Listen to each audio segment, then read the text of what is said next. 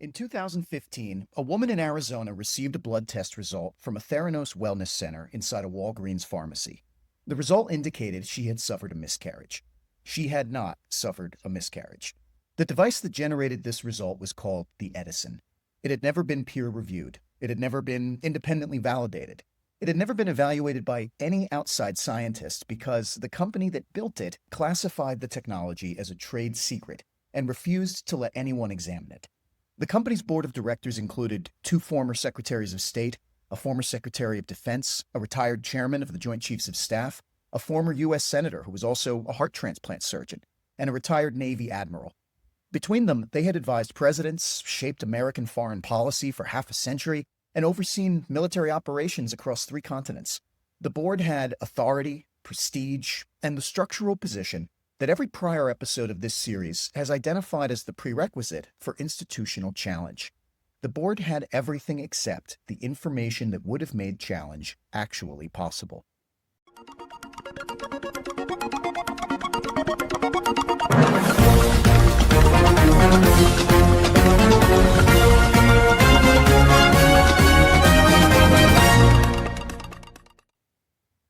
Welcome back to The 10th Man. I'm Chris Porden. This is episode 8. The previous episode examined 2 companies that tried to build DISSENT into their institutional architecture. Amazon encoded it into written mechanisms. Berkshire Hathaway concentrated it in one person. Both models worked, even though both had structural vulnerabilities. This episode is about the inverse.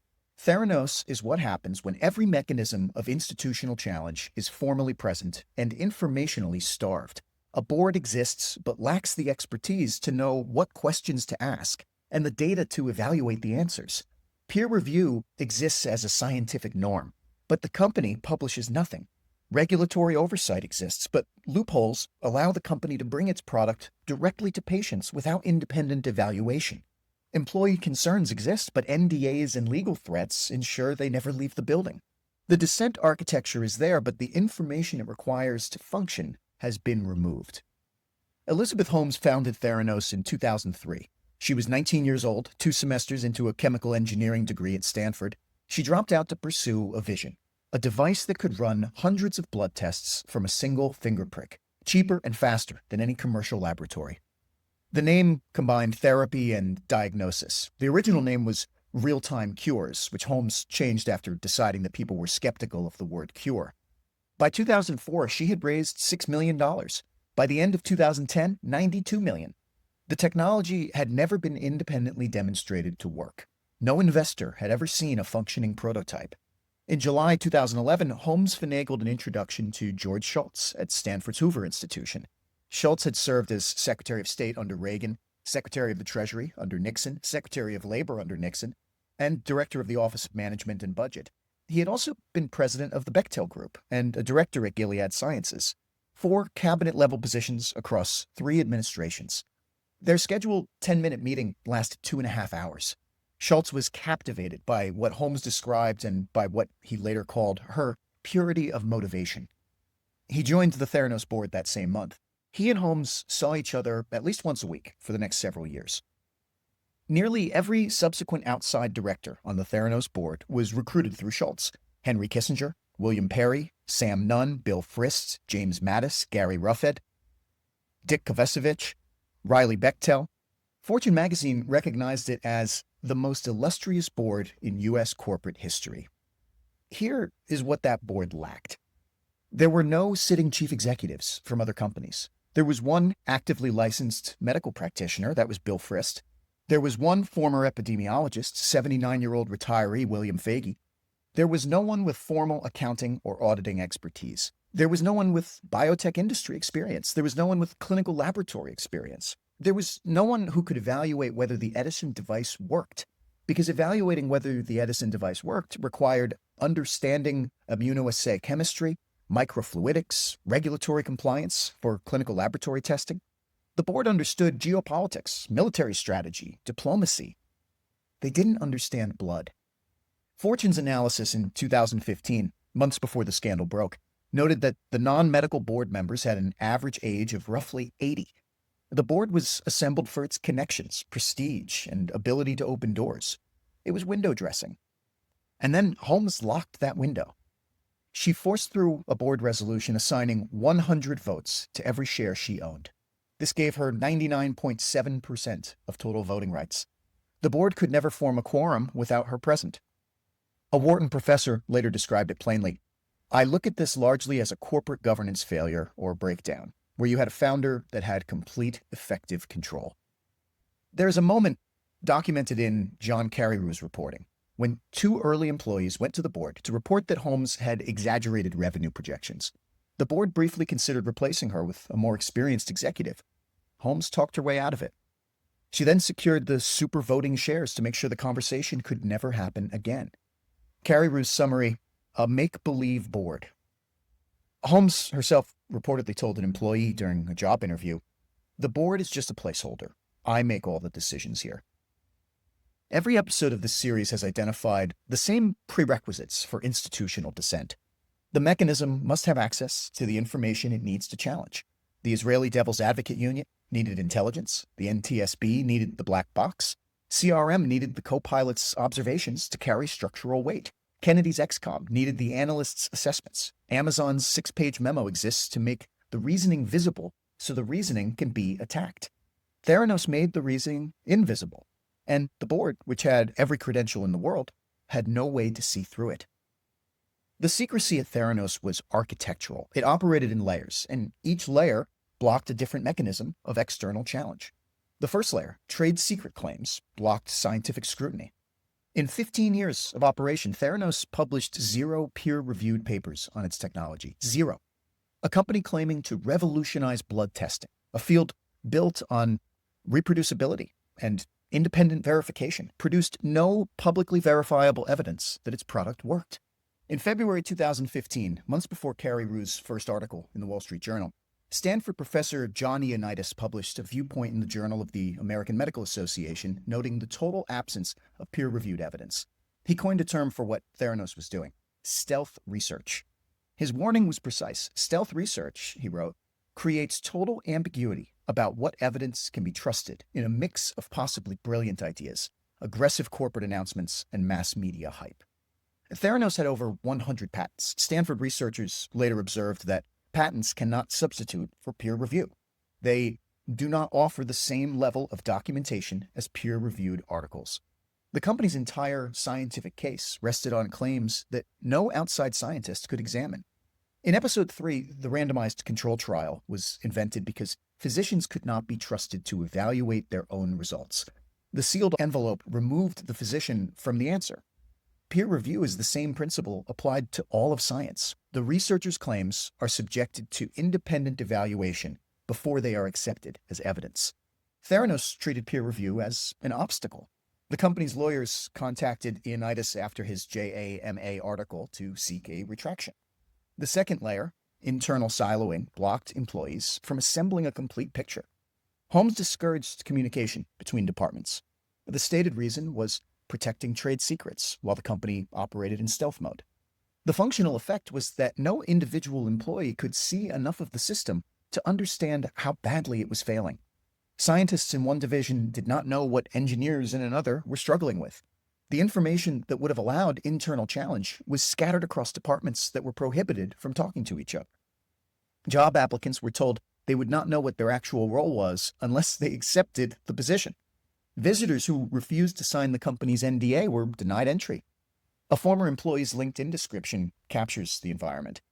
I worked here, but every time I say what I did, I get a letter from a lawyer. The third layer, NDAs and legal intimidation, blocked the whistleblower channel. Erica Chung, a Berkeley molecular biology graduate who joined Theranos at 22, signed an NDA before she even interviewed. She signed another one when she resigned. When one departing employee refused to sign an NDA, COO Sunny Balwani ordered security officers to block his exit from the building.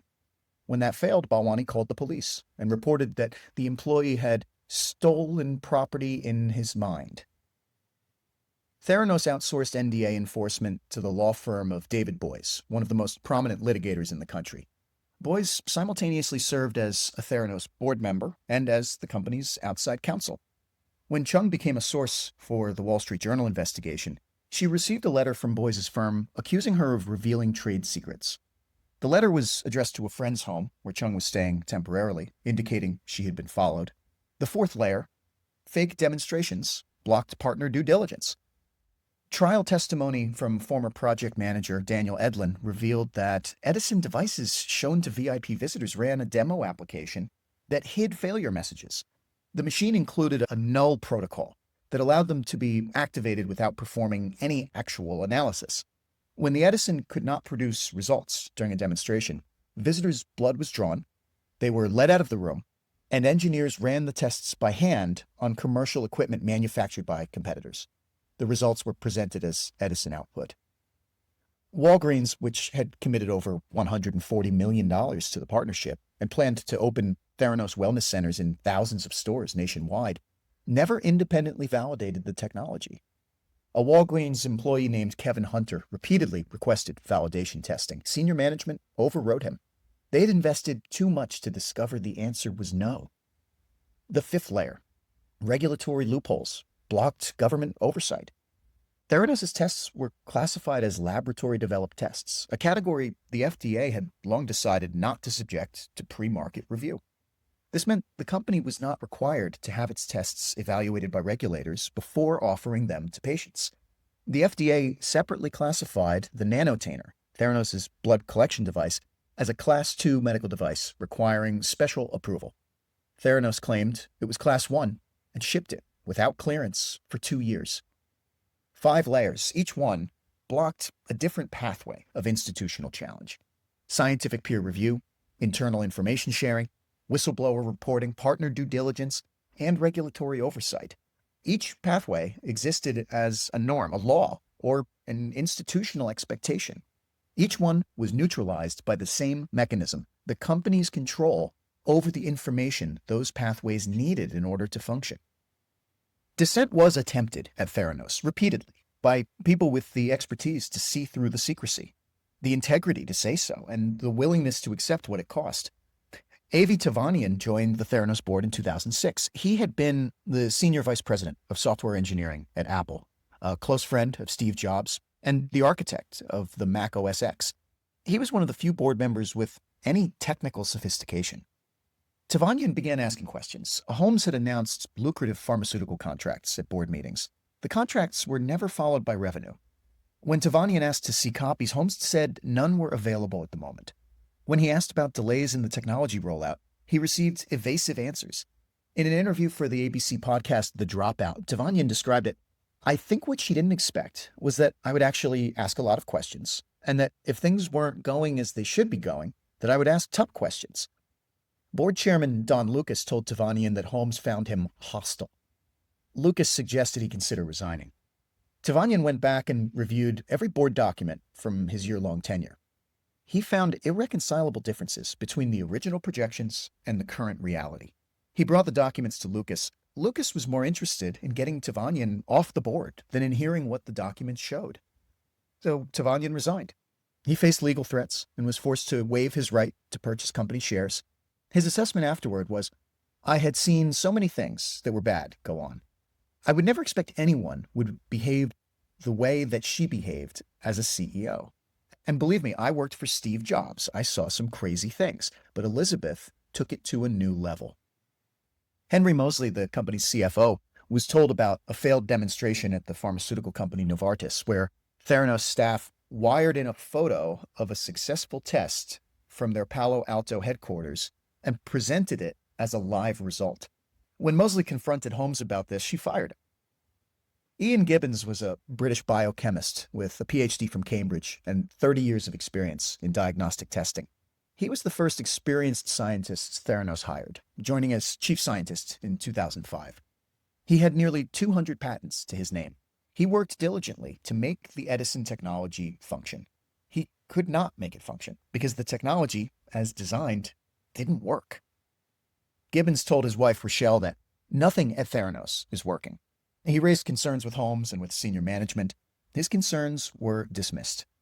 In 2013, he was caught in an impossible position, subpoenaed to testify in a patent lawsuit, which would require either perjuring himself or revealing under oath that the company's core technology did not perform as claimed.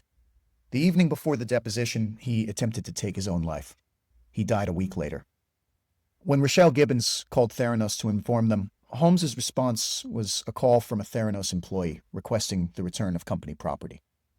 When Rochelle later spoke to a reporter about her husband's death, Theranos threatened her with legal action. Tyler Schultz was the grandson of board member George Schultz. He met Elizabeth Holmes in his grandfather's living room in 2011 while still a college student at Stanford. Holmes described her vision. Tyler was captivated. He asked for an internship. His grandfather encouraged him. After graduating with a biology degree in 2013, he joined Theranos full-time as a research engineer. Within months, he discovered what Ian Gibbons had known for years. The Edison did not work. Data was being manipulated. Tests were producing false results. In one quality control test, a syphilis assay returned false positives for more than 20% of samples. Schultz's team laughed at first. Then the company validated the test anyway. Tyler Schultz wrote Holmes a detailed email outlining his concerns. Holmes didn't reply. Balwani responded with an 8-page email in bold red font, calling Schultz arrogant and accusing him of understanding nothing. Schultz went to his grandfather. His grandfather, the man who had served 4 presidents and helped end the Cold War, told his grandson, "Elizabeth has assured me that they go above and beyond all regulatory standards. I think you're wrong." Tyler Schultz was uninvited from his grandfather's 95th birthday party. Elizabeth Holmes was actually invited. The carrying cost of dissent at Theranos was measured in legal fees, family relationships, professional reputations, and in one case, a life. Tyler Schultz's family spent between $400,000 and $500,000 fighting Theranos' legal threats. His parents warned him they might have to sell their house. Private investigators followed him for months. At one point, Theranos lawyers were hidden in a back room of his grandfather's home when Tyler arrived for what he thought was a private conversation. They demanded he sign documents that amounted to a recantation, a withdrawal of everything he had reported. He refused. In episode 5, the structural cost of financial dissent was a margin call that doesn't check your track record. At Theranos, the structural cost of scientific dissent was a legal apparatus designed to bankrupt the dissenter before the truth could be established. The mechanism is different. The effect is the same. The minority position is removed from the room. The dissent that ultimately exposed Theranos came from outside every institutional mechanism that should have caught it. The board didn't catch it. The regulators didn't catch it. The investors didn't catch it. The partners didn't catch it. The scientific community, by and large, did not catch it. Though Ioannidis and Diamandis deserve credit for raising early alarms in peer-reviewed journals that the industry mostly ignored. And investigative journalists caught it. John Carreyrou was a reporter at the Wall Street Journal. In late 2014, he read a New Yorker profile of Holmes in which her description of the Theranos technology struck him as, in his words, comically vague. Weeks later, he received a tip from a Missouri-based pathologist named Adam Clapper. Carreyrou's first and most important source was Adam Rosendorf, a former Theranos lab director who had quit in 2014 after doctors complained about faulty blood tests, in his words, reached a crescendo. Holmes and Balwani had pressured him to defend the technology to the doctors who were complaining. He refused and resigned. When asked at trial years later why he spoke to Carreyrou, Rosendorf said, "Even months after I left the company, I felt obligated from a moral and ethical perspective to alert the public." Tyler Schultz and Erica Chung became corroborating sources. Carreyrou later said, "I would not have been able to break this story without Rosendorf, Tyler, and Erica." The investigation took 10 months before the first article was published on October 15th, 2015. During that period, Theranos deployed every weapon it had. Boyes personally threatened Carreyrou and his sources. Holmes went directly to Rupert Murdoch, the owner of the Wall Street Journal, and at $125 million, the single largest investor in Theranos, and asked him to kill the story. Murdoch refused. He told Holmes he trusted the paper's editors to handle the matter fairly. Consider the structural significance of that refusal. Murdoch had $125 million invested in the company the story would destroy. He owned the newspaper that would publish the story, and he declined to intervene because the editorial independence of the Wall Street Journal was, in that moment, the institutional mechanism that outweighed his own financial interest. After the story was published, Holmes called an all-hands meeting at Theranos. The meeting ended with employees chanting in unison against Carrie. Here's the structural observation. In episode 3, the mechanism that replaced physician judgment was the randomized control trial, an institutional invention that subjected the doctor's claims to independent evaluation. In episode 8, the mechanism that penetrated Theranos' information barrier was investigative journalism, which is structurally analogous. It operates outside the institution being evaluated.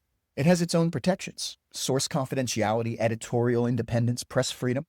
These protections exist precisely because internal mechanisms can be captured. The dissent at Theranos that succeeded was external. The whistleblowers had to leave the institution and find an outside system with the independence and the protections to evaluate what they had witnessed. The board couldn't do it. The regulators couldn't do it. The partners chose not to do it.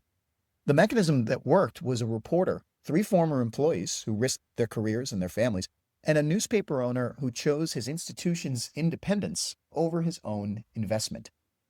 The clean version of this story is that Elizabeth Holmes was a fraudster who deceived everyone around her. The honest version is more structural. The first complication is this: Silicon Valley's operating culture enabled this. Fake it till you make it is a standard operating principle in technology startups. Founders routinely describe products that don't exist yet, raise money on the basis of a vision rather than a prototype, and iterate toward a real solution while selling the promise of the finished product. In software, this can work. You can debug and iterate in real time. Users encounter bugs, you fix them in the next update. Carrie identified the structural problem at Stanford's Graduate School of Business. When you enter industries where lives are in the balance, you can't really just iterate and debug as you're going. You have to get your product working first. At some point in the early years, Holmes may have genuinely believed the technology was close to working. Rochelle Gibbons said she believed Holmes was sincere, quote, for a very brief time. The fraud escalated as the gap between promise and reality widened, and Holmes chose concealment over correction. The question of where startup optimism becomes criminal deception is a genuine boundary problem. It doesn't have a clear answer. Holmes's defenders, led by early investor Tim Draper, compared her to the founders of Uber and Airbnb, who also faced incumbent resistance. The comparison fails on the structural distinction Carrie identified. Uber's product transported people. Theranos' product diagnosed disease. The margin for error is categorically different. The second complication: the gatekeepers all failed. Tyler Schultz stated this directly at a university lecture. The employees failed, the board of directors failed, the investors failed, their partners failed, the regulatory agencies failed. If any one of those groups had really done their jobs, Theranos would not have happened.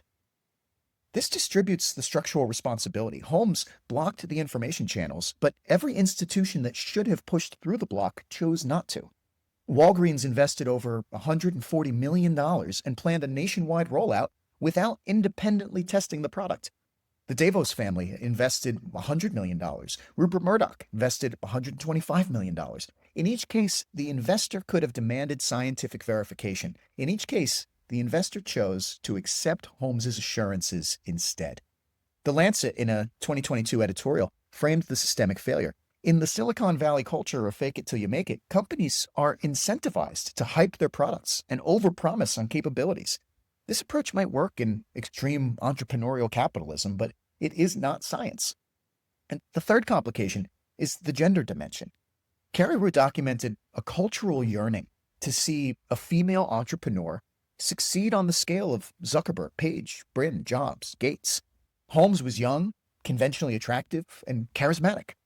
The cultural desire for a female tech visionary created a reluctance to scrutinize that the same level of skepticism might have applied to a male founder with 2 semesters of undergraduate engineering and no technical track record. This observation is well documented and attributable, and it explains part of the environment without excusing the fraud. Elizabeth Holmes was convicted in January 2022 of 4 counts of wire fraud for defrauding investors. She was acquitted of the charges related to defrauding patients. She was sentenced to 11 years and 3 months in federal prison and ordered, along with former COO Ramesh Balwani, to pay $452 million in restitution. She entered federal prison Camp Bryan, a minimum security facility in Texas, in May 2023. In February 2025, the Ninth Circuit Court of Appeals upheld the conviction, writing that the vision sold by Holmes and Balwani was nothing more than a mirage. The regulatory gap that Theranos exploited remains open. The FDA still does not enforce pre-market review of laboratory-developed tests. Proposals for more oversight have faced industry pushback. The structural vulnerability that allowed a company to bring an unvalidated diagnostic product directly to patients without any independent scientific evaluation persists. In 2019, Stanford researchers conducted a follow-up study on healthcare unicorns, startups valued at $1 billion or more. More than half had published no highly cited peer-reviewed research. The pattern Theranos exploited is standard operating procedure across much of the health technology industry. The absence of public scientific evidence is the norm. George Shultz died on February 6, 2021. He was 100 years old. Before his death, he and Tyler had begun to reconcile. George never apologized directly, but in a 2019 statement he wrote, "Tyler navigated a very complex situation in ways that made me proud." The information asymmetry broke, eventually, even for the person most invested in maintaining it. The grandfather, who had chosen the founder over his own grandson, came to see what Tyler had been trying to show him. It took years. It cost a family. And by the time the clarity arrived, the damage was already done. 8 episodes in, here's the whole structure we've been exploring. In the Yom Kippur story, the framework ate the evidence. No mechanism existed to force a challenge. In the Challenger story, the dissent existed but was weightless. In medicine, 2,000 years of confident consensus, generating lethal recommendations until a sealed envelope removed the physician from the answer. In aviation, a culture that made the captain God, dismantled by CRM and NTSB, until Boeing erased the mechanism from the documentation. In finance, the dissent existed, the data was sound, and the market nearly destroyed the dissenters before the consensus broke. In the White House, same man, same office, many of the same advisors, 2 radically different outcomes 13 months apart. In the boardroom, 2 companies tried to build dissent into the institutional architecture itself. Both were still vulnerable to decay.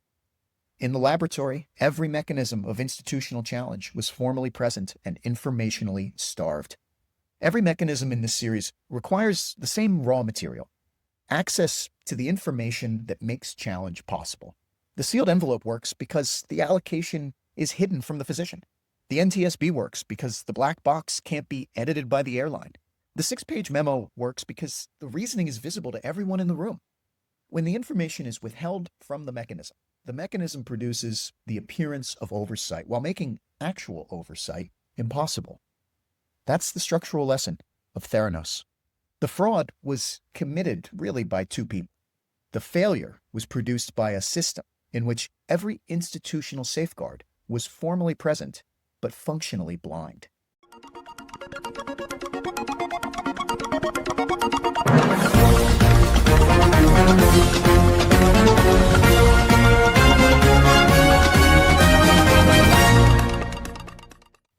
In our next episode, the simulation. In July 2002, the United States military conducted the largest war game in its history. The Millennium Challenge cost $250 million and was designed to test a new doctrine of rapid networked warfare before the anticipated invasion of Iraq. The Red Team commander, retired Marine Corps Lieutenant General Paul Van Riper, was given the role of the enemy. He used unconventional tactics. He attacked the Blue Team fleet with a swarm of small boats and shore-based missiles. In the first 2 days, he sank 16 ships, including an aircraft carrier. The exercise was halted. The sunken ships were refloated by the simulation controllers. Van Riper's tactics were constrained. The war game was rerun until it produced the outcome the doctrine required. When Van Riper protested, he was told that the exercise was not designed to test whether the doctrine worked. It was designed to validate it. Van Riper resigned from the exercise and went public.